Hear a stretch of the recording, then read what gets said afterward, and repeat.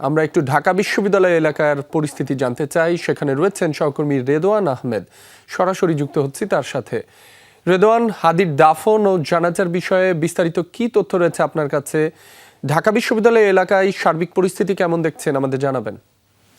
রাব্বি, ওসমান হাদির জানাজা এরপরে কিন্তু দাফনের বিষয়টি এই ঢাকা বিশ্ববিদ্যালয়ের যে জাতীয় কবি কাজী নজরুলের সমাধি রয়েছে সেখানে দাফন হওয়ার কথা ছিল। তবে পরিবারের পক্ষ থেকে কিন্তু সেই বিষয়টি এখনও নিশ্চিত করা হয়নি। তারপরেও কিন্তু ঢাকা বিশ্ববিদ্যালয়ের কর্তৃপক্ষের বেশ কয়েকজনের সাথে আমরা কথা বলেছিলাম এবং তারা যেটি বলেছেন যে এই মুহূর্তে আসলে পুরো সিদ্ধান্তটাই পরিবারের উপরে নির্ভর করছে, কেননা পরিবারের সিদ্ধান্ত যেখানে নেওয়া হবে সেখানেই তাকে দাফন করা হবে। তবে ইনকিলাব মঞ্চ সহ বেশ কিছু সংগঠন থেকেও জানানো হয়েছে যে তার এইখানে তার দাফন করার জন্য ইচ্ছা পোষণ করেছেন তারা। এবং আপনি জানেন যে চিকিৎসাধীন অবস্থায় সিঙ্গাপুরে মারা যাওয়ার পরপরই কিন্তু তাকে গতকাল শুক্রবার বিকাল 5:48 হাদির ফ্লাইট নামে এবং তারপর তাকে রাখা হয় জাতীয় হৃদরোগ ইনস্টিটিউটে।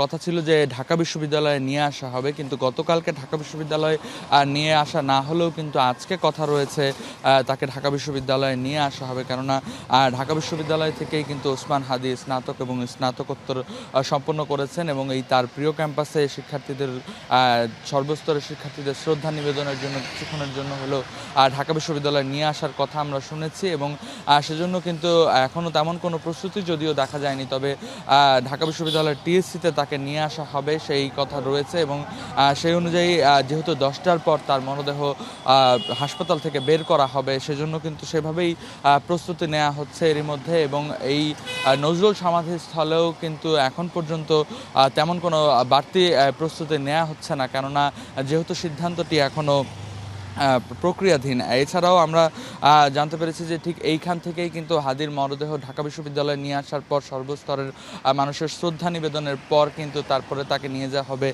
রাজধানীর মানিক মিয়া এভিনিউতে।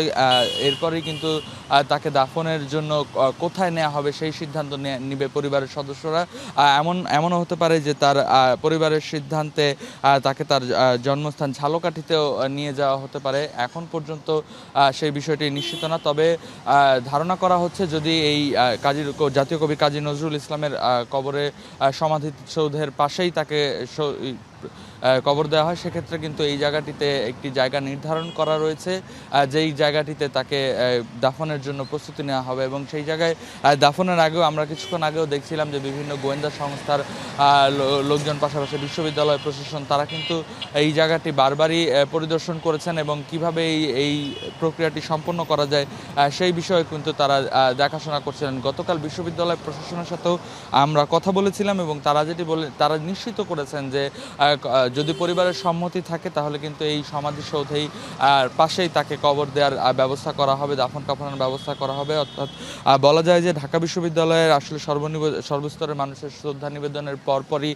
তার জানাজা সম্পন্ন হলেই কিন্তু আমরা নিশ্চয়ই বেলা পার হলে আমরা নিশ্চয়ই আরও বিস্তারিত জানাতে পারবো যে তার দাফনের ব্যবস্থা কোথায় করা হচ্ছে কিংবা দাফন কোথায় হবে। এবং যতদূর জানা যায় যে এই ঢাকা বিশ্ববিদ্যালয়ে তাকে বেলা 11টা কিংবা 11:30 নাগাদ নিয়ে আসা হবে এবং সেখানেই কিন্তু ঢাকা বিশ্ববিদ্যালয়ের ছাত্রছাত্রীদের সহ সাধারণ মানুষের শ্রদ্ধায় তারপরে কিন্তু তাকে নিয়ে যাওয়া হবে মানিক মিয়াতে।